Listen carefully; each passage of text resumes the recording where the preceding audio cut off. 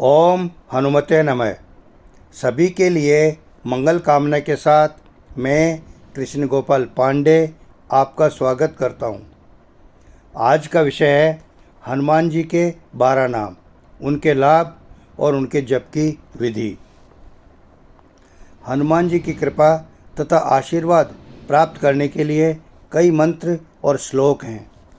आनंद रामायण में बताई गई हनुमान जी के 12 नामों की स्तुति भी उनमें से एक है। यह बहुत ही अद्भुत और चमत्कारी स्तुति है। जो व्यक्ति इन 12 नामों का रात्रि में सोने से पहले या प्रातःकाल उठने पर अथवा यात्रा प्रारंभ करते समय पाठ करता है, उस व्यक्ति के समस्त भय दूर हो जाते हैं। वह व्यक्ति राज दरबार में या भीषण संकट में जहाँ कहीं भी हो, उसे कोई भी भय नहीं होता है। इन 12 नामों का नित्य पाठ करने से प्रसन्नता, संपन्नता, बुद्धि और शारीरिक व मानसिक शक्ति प्राप्त होती है। मनुष्य कठिन से कठिन परिस्थितियों से बाहर आ जाता है। आवश्यकता केवल हनुमान जी और उनके नामों में पूर्ण श्रद्धा और विश्वास करने की है। हनुमान जी के 12 नाम इस प्रकार हैं। ओम हनुमते नमः। ओम अंजनी सुताय नमः। ओम वायुपुत्राय नमः। ओम महाबलाय नमः। ओम रामेष्टाय नमः। ओम फाल्गुन सखाय नमः। ओम पिंगाक्षाय नमः। ओम अमित विक्रमाय नमः। ओम उदति कर्मणाय नमः। ओम सीताशोक विनाशनाय नमः। ओम लक्ष्मण प्राणदाताय नमः। ओम दशग्रीव दर्पहाय नमः।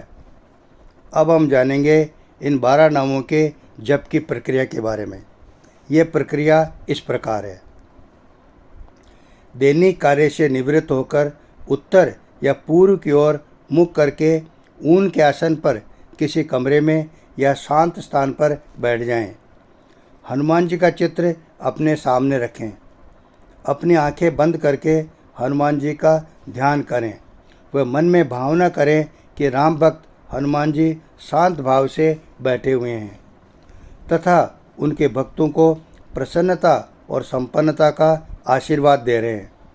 उन्होंने जनेऊ पहन रखी है और उनका शरीर सूर्य की तरह चमक रहा है। वे शरणागत की अवश्य सहायता करते हैं। मैं ऐसे राम भक्त हनुमान जी से प्रार्थना करता हूँ कि वे मुझे प्रसन्नता, संपन्नता, बुद्धि और शक्ति प्रदान करें। ऐसी भावना और प्रार्थना के बाद इन 12 नामों का कम से कम 11 माला या 21 माला का जप करें। यह प्रक्रिया कम से कम 3 माह तक चले। ज़्यादा अच्छे परिणाम प्राप्त करने के लिए इन 12 नामों का जितना अधिक जप किया जाए उतना ही श्रेष्ठ रहेगा। अब हम जानेंगे इन 12 नामों के जप करने के लाभ के बारे में।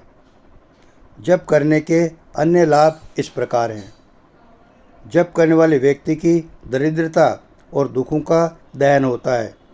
समस्त विघ्नों का निवारण होता है और अमंगलों का नाश होता है।